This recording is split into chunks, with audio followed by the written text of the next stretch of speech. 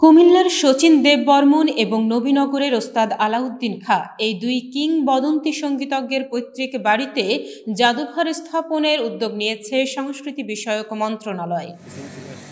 বাংলাদেশ জাতীয় জাদুঘরের তত্ত্বাবধানে গঠিত ৩ সদস্যের একটি কমিটি ইতোমধ্যে কুমিল্লা শহরের চরথায় শচীন দেববর্মনের বাড়ি এবং ব্রাহ্মণবাড়িয়ার নবীনগর উপজেলার শিবপুরে ওস্তাদ আলাউদ্দিন খাঁর বাড়ি পরিদর্শন করেছেন।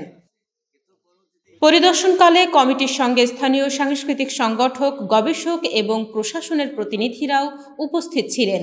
শচীনের বাড়ির একটি বড় অংশে বর্তমানে একটি সরকারি হাঁস মুরগির খামার রয়েছে, যা সরেজমিনে ঘুরে দেখেন কমিটির সদস্যরা।